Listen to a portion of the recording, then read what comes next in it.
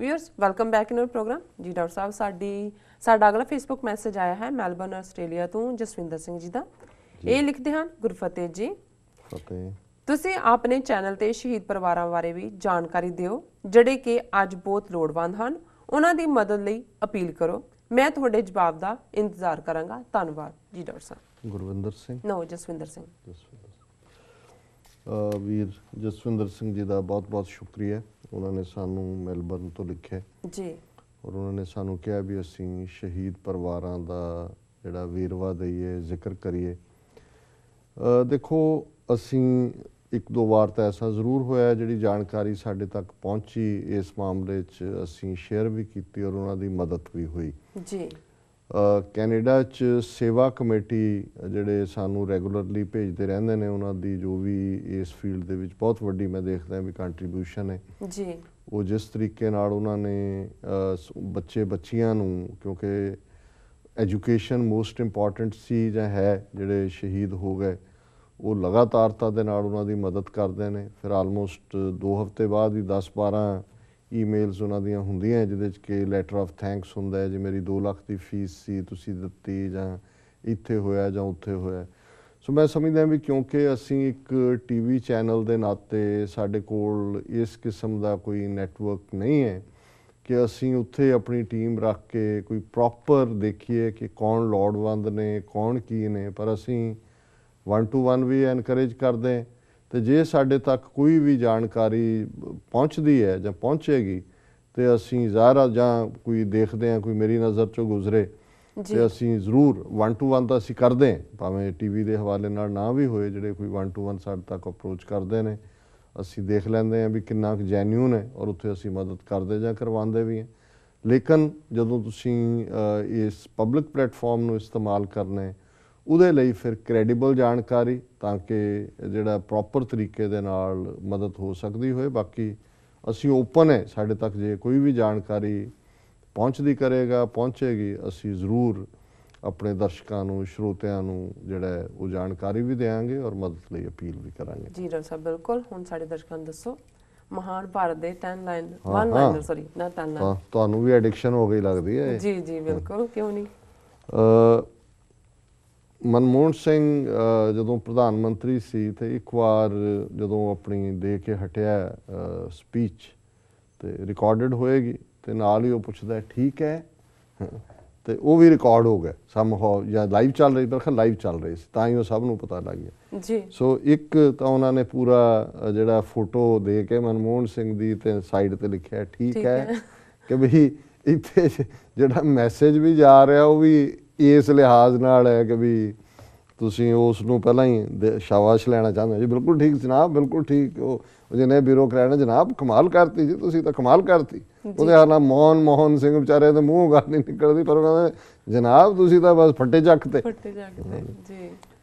32nd ਹੈ, I like the evening in India the one magic moment when the sun balances on the rim of the world and the hush descends and 10,000 civil servants drift homeward on a river of bicycles brooding on the Lord Krishna and the cost of living। ਥੋੜੀ ਜਿਹੀ ਡੂੰਘਾਈ ਵਾਲੀ ਗੱਲ ਹੈ, ਹਾਲਾਂਕਿ ਖੂਬਸੂਰਤੀ ਦਾ ਜ਼ਿਕਰ ਕੀਤਾ ਹੈ ਕਿ ਵੀ ਸੂਰਜ ਜਿਹੜਾ ਉਹ ਸ਼ਾਮ ਮੈਂ ਭਾਰਤ ਦੀ ਉਹਨੂੰ ਪਿਆਰ ਕਰਦਾ ਹੈ। ਉਹ ਜਾਦੂ ਵਰਗੀ ਘੜੀ ਜਦੋਂ ਕਿ ਸੂਰਜ ਜਿਹੜਾ ਉਹ ਅਸਤ ਹੋਣ ਜਾ ਰਿਹਾ ਹੁੰਦਾ, ਪਰ ਇਵੇਂ ਲੱਗਦਾ ਜਿਵੇਂ ਉਹ ਬੈਲੈਂਸ ਕਰ ਰਿਹਾ ਔਰ ਇੱਕ ਜਿਸ ਨੂੰ ਇੱਕ ਸੰਧਿਆ ਵੇਲਾ ਦਾ ਇੱਕ ਮਾਹੌਲ ਹੁੰਦਾ ਅਤੇ 10,000 ਜਿਹੜੇ ਸਿਵਲ ਸਰਵੈਂਟ ਨੇ ਉਹ ਜਿਹੜੇ ਨੇ ਆਪਣੇ ਹੋਮਵਰਡ ਜਾ ਰਹੇ ਹੁੰਦੇ ਨੇ, ਜਿਵੇਂ ਬਾਈਸਿਕਲਾਂ ਦੀ ਇੱਕ ਰਿਵਰ ਹੁੰਦੀ ਹੈ ਅਤੇ brooding on the Lord Krishna and the cost of living.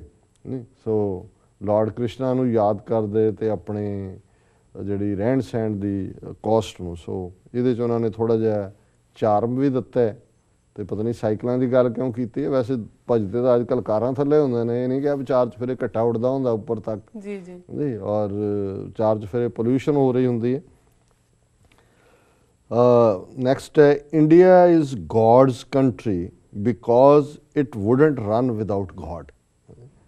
ਸੋ ਇਸ ਬਾਰੇ ਵੀ ਇੱਕ ਸਾਡੇ ਜ਼ਮਾਨੇ 'ਚ ਵੀ ਜੋਕ ਸੀ, ਕੋਈ ਬਾਹਰੋਂ ਆਇਆ ਰਸ਼ੀਆ ਤੋਂ ਘੁੰਮ ਘੰਮ ਕੇ, ਉਹਨੂੰ ਪੁੱਛਿਆ ਜੀ ਤੁਹਾਡਾ ਕੀ ਇੰਪ੍ਰੈਸ਼ਨ ਹੈ? ਉਹ ਕਹਿੰਦਾ ਜੀ ਮੈਂ ਵੈਸੇ ਰੱਬ 'ਚ ਤਾਂ ਨਹੀਂ ਯਕੀਨ ਰੱਖਦਾ, ਪਰ ਇੱਥੇ ਆ ਕੇ ਹੁਣ ਮੈਂ ਰੱਬ 'ਚ ਯਕੀਨ ਰੱਖਦਾ। ਉਹ ਕਹਿੰਦਾ ਇੱਥੇ ਕੋਈ ਨਿਜ਼ਾਮ ਨਹੀਂ, ਕੋਈ ਸਰਕਾਰ ਨਹੀਂ, ਕੋਈ ਵਲੀ ਵਾਰਸ ਨਹੀਂ, ਫਿਰ ਵੀ ਚੱਲ ਰਿਹਾ, ਰੱਬ ਹੀ ਚਲਾ ਰਿਹਾ ਹੋਣਾ ਨਾ, ਜ਼ਰੂਰ ਹੋਣਾ ਰੱਬ ਕੋਈ ਜਿਹੜਾ ਇਹਨਾਂ ਨੂੰ ਚਲਾ ਰਿਹਾ, ਅਦਰਵਾਈਜ਼ ਇੱਥੇ ਕੋਈ ਸਿਸਟਮ ਨਹੀਂ। ਸੋ ਇਹ ਹੈ ਕਿ India is God's country because it wouldn't run without God, so ਰੱਬ ਹੀ ਉਹਨੂੰ ਚਲਾਉਂਦਾ ਹੈ।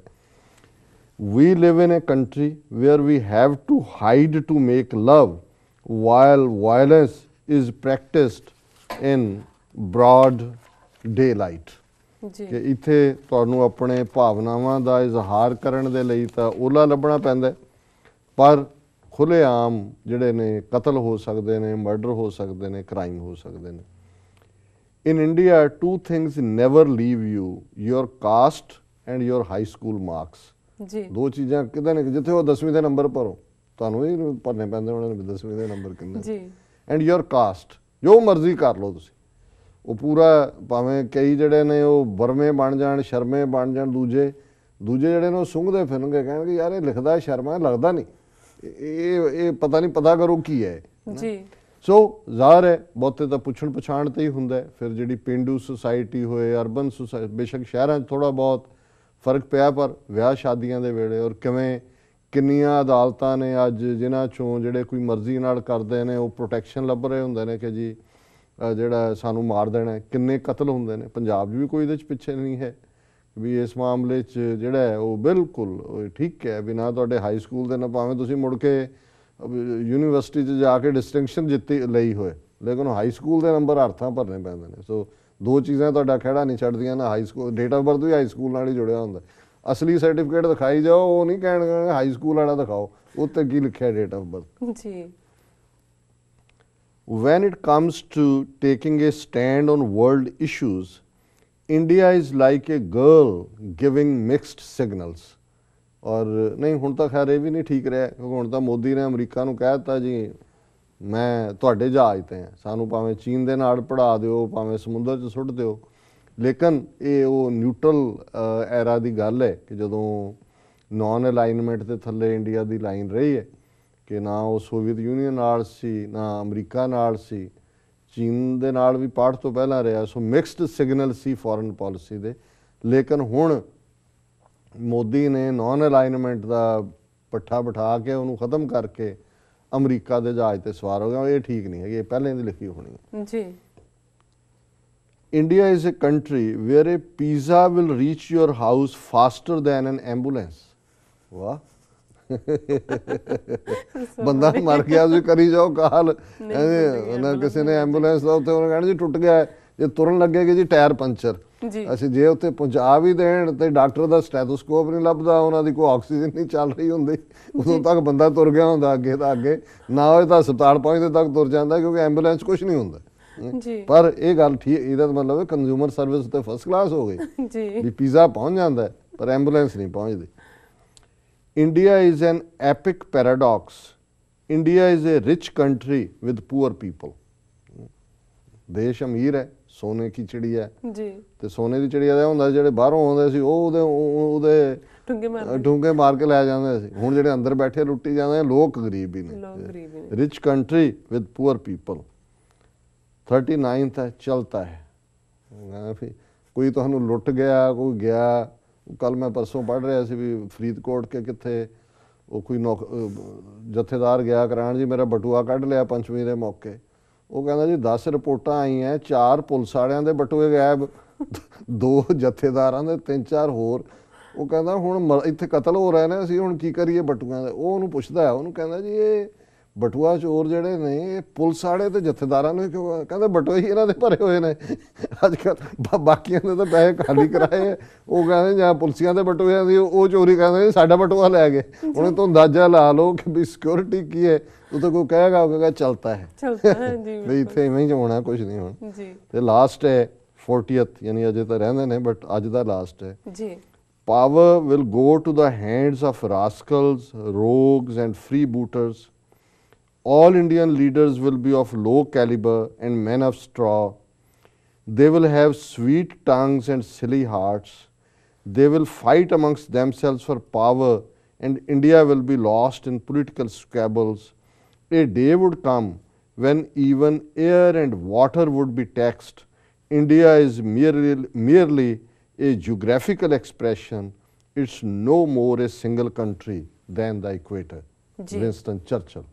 ਹੁਣ ਇਹ ਸਟੇਟਮੈਂਟ ਹੈ ਜਦੋਂ ਫਰੀडम ਆਫ ਇੰਡੀਆ ਐਕਟ 1946 ਚ ਬ੍ਰਿਟਿਸ਼ ਪਾਰਲੀਮੈਂਟ ਦੇ ਵਿੱਚ ਮਿਸਟਰ ਐਟਲੀ ਪ੍ਰਾਈਮ ਮਿਨਿਸਟਰ ਨੇ ਪੇਸ਼ ਕੀਤਾ ਹੈ ਤੇ ਚਰਚਲ ਦੀ ਪਾਰਟੀ ਜਿਹੜੀ ਸੀ ਕੰਜ਼ਰਵੇਟਿਵ ਪਾਰਟੀ ਉਹ ਹਾਰ ਚੁੱਕੀ ਸੀ ਇਲੈਕਸ਼ਨ, ਚਰਚਲ ਆਪ ਇਲੈਕਸ਼ਨ ਜਿੱਤ ਗਿਆ ਸੀ। ਉਹ ਇਹ ਸੀ ਵੀ ਇੰਡੀਆ ਨੂੰ ਫ੍ਰੀ ਕਰ ਦਿਓ। ਹੁਣ ਉਸ ਬਿੱਲ ਦਾ ਵਿਰੋਧ ਕਰਦਿਆਂ ਜਿਹੜੀ ਚਰਚਲ ਨੇ ਸਪੀਚ ਕੀਤੀ ਇੰਗਲੈਂਡ ਦੀ ਪਾਰਲੀਮੈਂਟ 'ਚ, ਇਹ ਉਹ ਸਪੀਚ ਦਾ ਇੱਕ ਹਿੱਸਾ ਹੈ ਔਰ ਬੜਾ ਇੰਪੋਰਟੈਂਟ ਹੈ। ਅਸੀਂ ਅਕਸਰ ਇਹਨੂੰ ਕੋਟ ਕਰਦੇ ਹਾਂ ਇਹਦਾ ਇੱਕ ਅੱਧਾ ਲਾਈਨ ਨੂੰ, ਪਰ ਇਹ ਇਨ ਟੋਟੋ ਹੈ। ਔਰ ਇਹ ਗੱਲ ਅੱਜ ਤੁਸੀਂ ਜਦੋਂ 67 ਸਾਲ ਬਾਅਦ ਦੇਖਦੇ ਹੋ ਕਿ ਵੀ ਹਾਊ ਟਰੂ ਇਟ ਇਜ਼।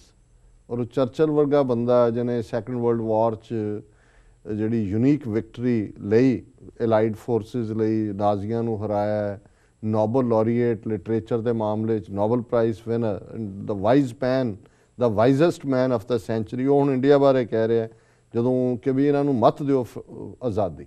ਜੀ ਕਿਉਂ ਨਾ ਦਿਓ? ਉਹਨੇ ਕਿਹਾ power will go to the hands of rascals. ਇਹ ਜਿਹੜੀ ਤਾਕਤ ਹੈ ਇਹ ਬਦਮਾਸ਼ਾਂ ਦੇ ਹੱਥਾਂ 'ਚ, ਰੋਗਸ ਐਂਡ ਫਰੀ ਬੂਟਰਸ, ਇਹ ਸਾਰੇ ਹੀ ਉਹੀ ਸ਼ਬਦ ਨੇ, ਲੁਟੇਰੇ, ਖੋਆ ਮਾਈ ਕਰਨ ਵਾਲੇ ਬਦਮਾਸ਼, ਜੀ ਇਹਨਾਂ ਦੇ ਹੱਥਾਂ 'ਚ ਪਾਵਰ ਜਾਏਗੀ। all Indian leaders will be of low caliber and men of straw, ਕਿ ਆਉਣ ਵਾਲੇ ਜਿਹੜੇ ਭਾਰਤੀ ਸਾਰੇ ਲੀਡਰ ਹੋਣਗੇ ਬਹੁਤ ਘਟੀਆ ਔਰ ਕੱਖੋਂ ਹੌਲੇ ਲੋਕ, ਜੋ ਤੁਸੀਂ ਮੈਨ ਆਫ ਸਟਰਾ ਕਹਿੰਦੇ ਹੋ, ਕੱਖੋਂ ਹੌਲੇ ਲੋਕ ਹੋਣਗੇ।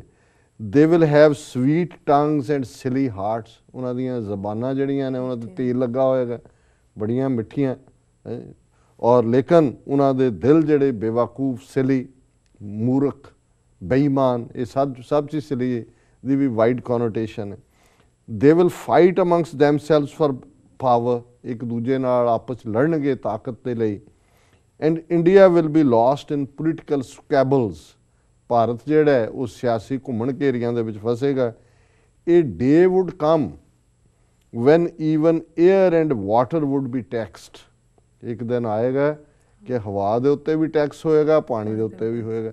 ਹੁਣ ਉਹ ਟੈਕਸ ਤਾਂ ਇੰਨੇ ਪਾਣੀ 'ਤੇ ਲਾ ਦਿੱਤੇ, ਹੁਣ ਚੋਣਾਂ ਹੀ ਪਾਣੀ ਦੇ ਉੱਤੇ ਜਿੱਤੀਆਂ ਜਾਂਦੀਆਂ। ਕੇਜਰੀਵਾਲ ਨੇ ਦਿੱਲੀ ਇਲੈਕਸ਼ਨ ਹੀ ਇਹ ਜਿੱਤੀ ਕਿ ਪਾਣੀ ਤੁਹਾਨੂੰ ਮੈਂ ਇੰਨੇ ਲੀਟਰ ਜਿਹੜਾ ਹਰ ਘਰ 'ਚ ਪਾਣੀ ਹੋਏਗਾ, ਬਿਜਲੀ ਦੇ ਬਿੱਲ ਤੁਹਾਡੇ ਅੱਧੇ ਹੋਣਗੇ। ਇਹ ਹੁਣ ਚਰਚਲ ਠੀਕ ਨਹੀਂ ਸਾਬਤ ਹੋਇਆ ਤਾਂ ਕੀ ਹੋਇਆ? ਜੀ ਜੀ ਉਹਨੇ ਕਿਹਾ ਕਿ ਇਹ ਨਾ ਪਾਣੀ ਛੱਡਣਗੇ ਨਾ ਹਵਾ ਛੱਡਣਗੇ, ਤੇ ਵੀ ਟੈਕਸਾਂ ਦੇ ਟੈਕਸ ਲਾਏ। India is ਮੇਅਰਲੀ A geographical expression, ਇਹ ਹੁਣ ਸਾਡੇ ਮਤਲਬ ਦੀ ਹੋਰ ਵੀ ਅੱਗੋਂ ਗੱਲ ਹੈ। ਉਹਨੇ ਕਿਹਾ ਦੇਸ਼ ਹੈ ਹੀ ਨਹੀਂ ਹੈ, ਇਹਦਾ ਇੱਕ ਭੂਗੋਲਿਕ ਖਿੱਤਾ ਹੈ, ਉਹਨੂੰ ਇਕੱਠਾ ਕੀਤਾ ਹੋਇਆ। ਇਹ ਜਿਓਗ੍ਰਾਫੀਕਲ ਐਕਸਪ੍ਰੈਸ਼ਨ ਹੈ, ਕੋਈ ਕੰਟਰੀ ਨਹੀਂ ਹੈ। ਜੀ India is merely a geographical expression, it is no more a single country than the equator. ਹੁਣ ਇਕੁਏਟਰ ਜਿਹੜਾ ਹੈ ਉਹ ਕੋਈ ਕੰਟਰੀ ਤਾਂ ਨਹੀਂ ਹੈ, ਇਕੁਏਟਰ ਹੈ, ਡਿਵਾਈਡਿੰਗ ਲਾਈਨ ਹੈ। ਉਹਨੇ ਕਿਹਾ ਵੀ ਇਹ ਇੰਡੀਆ ਜਿਹੜਾ ਹੈ ਜਿਓਗ੍ਰਾਫੀਕਲ, ਇਹਦੀ ਕੋਈ ਐਂਟੀਟੀ ਨਹੀਂ ਹੈ। ਜੇ ਇਹਨੂੰ ਦੇਸ਼ ਕਹਿਣਾ ਇਵੇਂ ਹੀ ਹੈ ਜਿਵੇਂ ਕੋਈ ਇਕੁਏਟਰ ਨੂੰ ਕਹੇਗਾ ਜੀ ਇਹ ਵੀ ਕੰਟਰੀ ਹੈ।